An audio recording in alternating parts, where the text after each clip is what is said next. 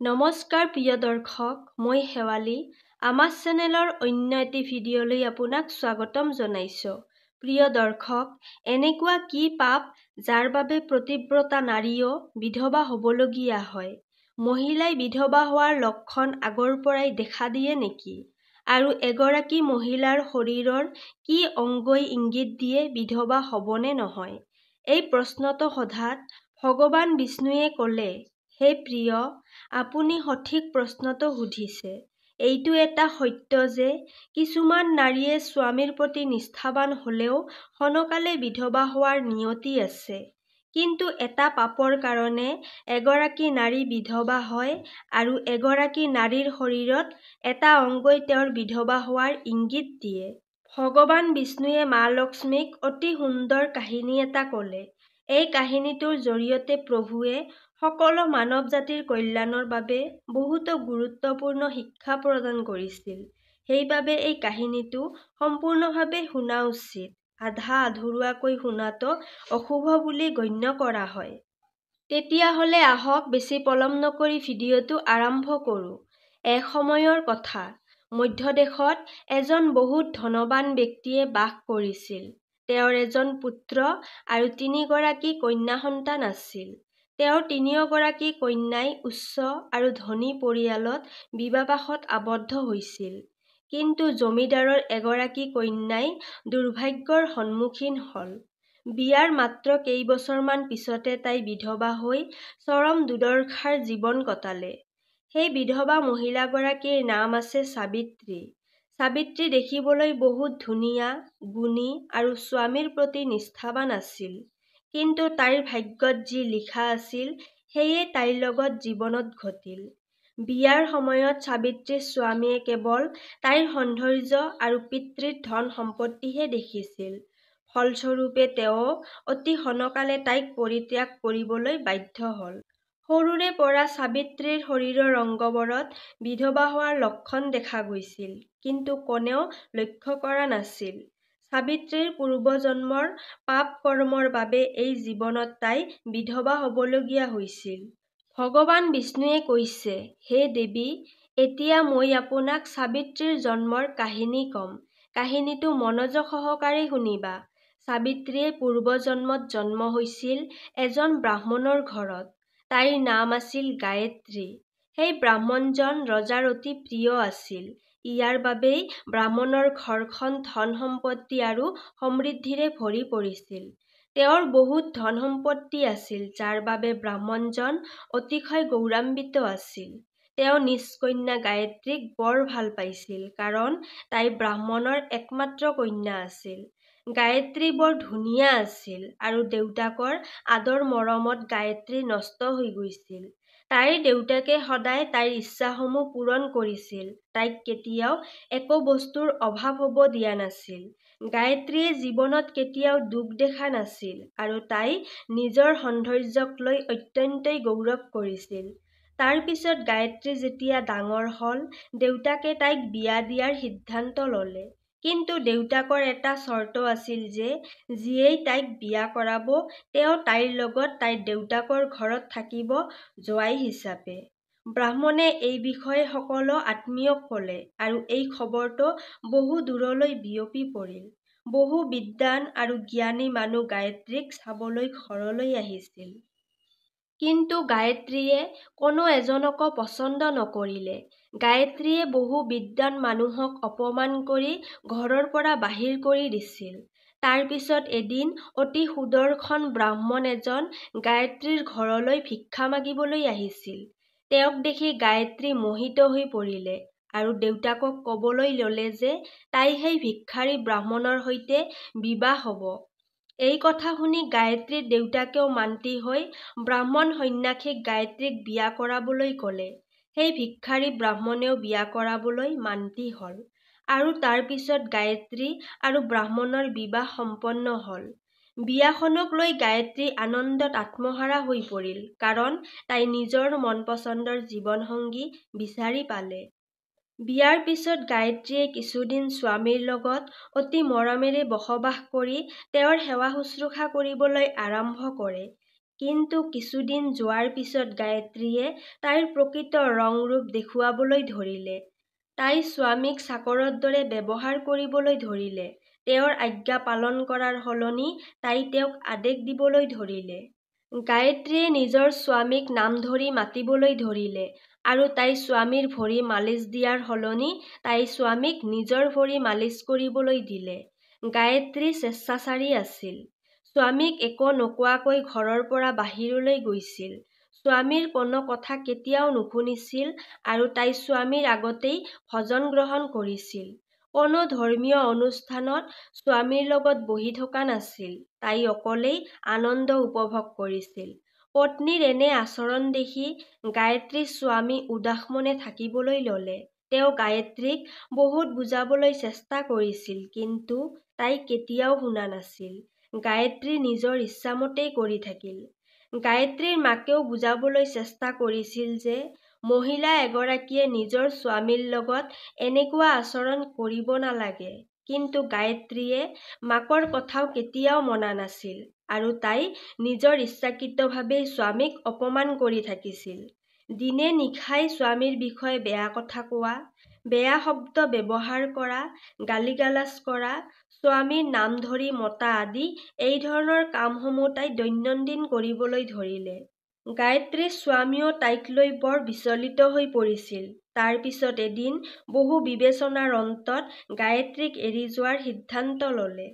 গায়ত্ৰীৰ স্বামীয়ে কাকো একো নোকোৱাকৈ ঘৰ এৰি গুচি গ'ল। তেওঁ গায়ত্ৰীক পৰিত্যাগ কৰি অৰণ্যলৈ গৈ তপস্যা কৰিবলৈ ল'লে। কাৰণ শাস্ত্ৰত কোৱা হৈছে যে এজন জ্ঞানী মানুহে দুষ্ট, ধূৰ্ত, ইচ্ছাকৃত পত্নীক পৰিত্যাগ কৰিব লাগে। অন্যথা তেওঁ তাইৰ পাপৰ অংশীদাৰ হৈ পৰে। গায়ত্ৰীয়েও স্বামীক বিচাৰি উলিয়াবলৈ চেষ্টা নকৰিলে আৰু তাই ঘৰত আনন্দেৰে জীয়াই থাকিবলৈ ল'লে। গায়ত্ৰীৰ মাকেও তাইক বহুত বুজাবলৈ চেষ্টা কৰিলে যে তাই তাইৰ স্বামীক অনুৰোধ কৰি ঘৰলৈ যাতে উভতাই আনে।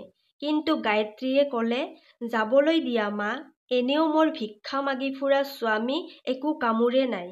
তেওঁ অসাৰ। মই তেওঁক বিয়া কৰাই তেওঁৰ উপকাৰ কৰিলো, কিন্তু সেই মূৰ্খটোৱে মোক এৰি থৈ গৈছে। এনে মূৰ্খ স্বামীৰ লগত থকাতকৈ মই অকলে থকাই ভাল। মই ইমান ধুনীয়া, যিকোনো পুৰুষেই মোক বিয়া কৰাব। গায়ত্ৰীৰ পৰা এনেবোৰ কথা শুনি মাকও দুখী হৈ পৰিল। আনফালে গায়ত্ৰীৰ স্বামী ধ্যানত মগ্ন হৈ তপস্যা কৰিবলৈ ধৰিলে। সাংসাৰিক মোহৰ পৰা মুক্ত হৈ তেওঁ নিজকে ঈশ্বৰ ভক্তিত সমৰ্পিত কৰিছিল। তাৰ কিছুদিন পিছত গায়ত্ৰীৰ দেউতাকৰ লগত এক কৰুণ ঘটনা সংঘটিত হয়। গায়ত্ৰীৰ দেউতাকক ৰাজপ্ৰসাদত চুৰি কৰি থকা অৱস্থাত ধৰিলে আৰু এই কথা ৰজাক খবৰ দিয়া হ'ল। ৰজাই ক্ৰোধিত হৈ তেওঁৰ সকলো ধন সম্পত্তি জব্দ কৰি কাৰাগাৰত বন্দী কৰিলে। সকলো হেৰুৱাৰ ফলত গায়ত্ৰী বৰ দুখীয়া হৈ পৰিল। এতিয়া গায়ত্ৰী আৰু মাকে আনৰ ঘৰত কাম কৰিছিল। গায়ত্ৰীৰ দেউতাকক কাৰাগাৰত ভৰাই থোৱা হৈছিল, গতিকে তাই আৰু তাইৰ মাকে সকলো কাম কৰিবলগীয়া হৈছিল। গায়ত্ৰী অকলশৰীয়া অনুভৱ কৰিবলৈ ধৰিলে। ঘৰত কোনো পুৰুষ নাছিল বাবে তাইক সহায় কৰিবলৈও কোনো নাছিল। গায়ত্ৰীয়ে স্বামীক মিছ কৰিবলৈ ধৰিলে, কিন্তু গায়ত্ৰীৰ স্বামীয়ে হাবিত সন্ন্যাসী হৈ বহি আছে। তাৰ পিছত গায়ত্ৰীয়ে স্বামীক বিচাৰিবলৈ হাবিলৈ গ'ল, কিন্তু তাই তেওঁক ক'তো বিচাৰি নাপালে। তাৰ পিছত গায়ত্ৰীয়ে জিৰণি ল'বলৈ এঠাইত বহিল। হঠাৎ সেই স্থানত এটা সিংহ আবিৰ্ভাৱ হৈ গায়ত্ৰীক আক্ৰমণ কৰিলে আৰু ঠিক সেই মুহূৰ্ততে গায়ত্ৰীৰ মৃত্যু হ'ল। মৃত্যুৰ পিছত দুজন যমদূতে গায়ত্ৰীক টানি টানি যমলোকলৈ লৈ যায়। যেতিয়া গায়ত্ৰীয়ে যমলোকত উপস্থিত হ'ল, তেতিয়া যমদূতে তাইৰ সকলো পাপ আৰু পুণ্যৰ মূল্যায়ন কৰিছিল। যমৰাজে ক'লে, এই মহিলাগৰাকী অত্যন্তই পাপী। তাই কেতিয়াও স্বামীক সন্মান কৰা নাছিল। তাই কেৱল তেওঁক অপমান কৰিছিল। তাই তেওঁক নাম ধৰি মাতিছিল আৰু স্বামীক চাকৰৰ দৰে ব্যৱহাৰ কৰিছিল। এনে দুষ্ট মহিলাক নৰকলৈ পঠিয়াব লাগে। তাৰ পিছত গায়ত্ৰীয়ে নৰকলৈ গ'ল। বহু বছৰ নৰকৰ শাস্তি ভোগ কৰাৰ পিছত গায়ত্ৰীয়ে এতিয়া পূৰ্বজন্মৰ কৰ্মৰ প্ৰায়শ্চিত্ত কৰিবৰ কাৰণে পুনৰ মনুষ্যৰ ৰূপত জন্ম হৈছিল। তাই কৰা পাপবোৰৰ বাবে তাইৰ শৰীৰত বিধৱা হোৱাৰ লক্ষণ দেখা গৈছিল। ভগৱান বিষ্ণুৱে ক'লে, হে দেৱী, এতিয়া মই আপোনাক সেই চিনবোৰৰ কথা ক'ম। যিগৰাকী নাৰীৰ শৰীৰত এনেকুৱা চিন থাকে, সেই মহিলাগৰাকী সময়ৰ আগতেই বিধৱা হয়।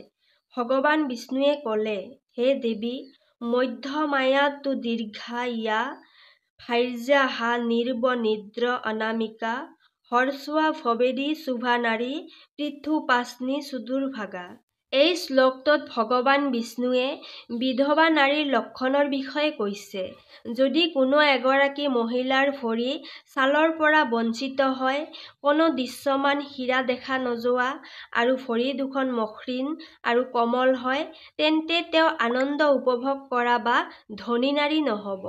যদি এগৰাকী নাৰীৰ ভৰিৰ আঙুলি মাংসল হয়, তেন্তে সেই মহিলাগৰাকী স্বামীৰ প্ৰতি নিষ্ঠাৱান আৰু ধনী নহয়।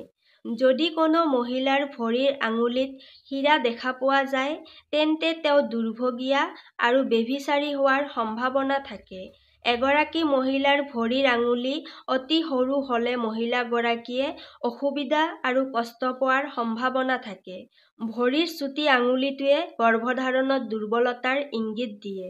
যদি কোনো নাৰীৰ তৰ্জনী আঙুলি বুঢ়া আঙুলিতকৈ ডাঙৰ হয়, তেন্তে তেওঁ এগৰাকী যৌন সম্পৰ্ক স্থাপন কৰা মহিলা, অৰ্থাৎ বহু পুৰুষৰ সৈতে তেওঁৰ সম্পৰ্ক আছে।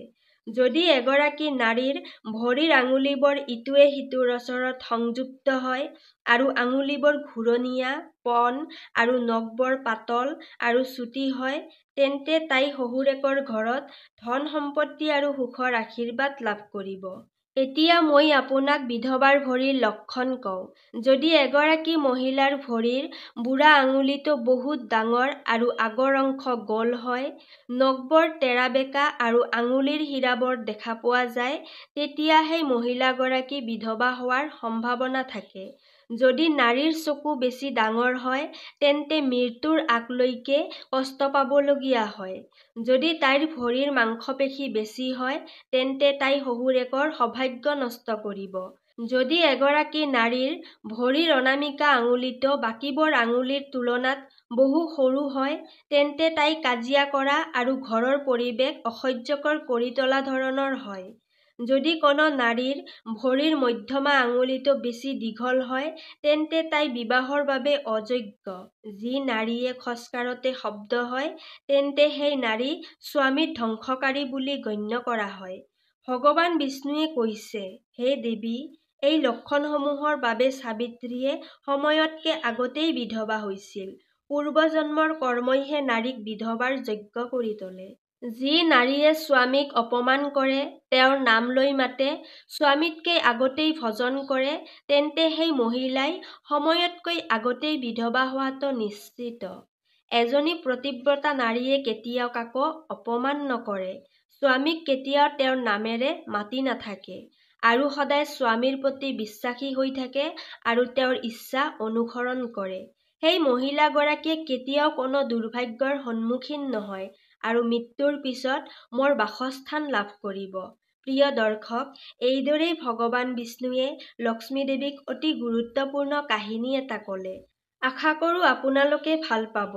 যদি ভিডিঅ'টো ভাল পালে তেন্তে ভিডিঅ'টিত এটা লাইক কৰি চেনেলটো ছাবস্ক্ৰাইব কৰি ৰাখিব। তেতিয়াহ'লে আজিলৈ ইয়াতে সামৰিছোঁ। কাইলৈ পুনৰ লগ পাম আন এটি ভিডিঅ'ৰ সৈতে। ধন্যবাদ।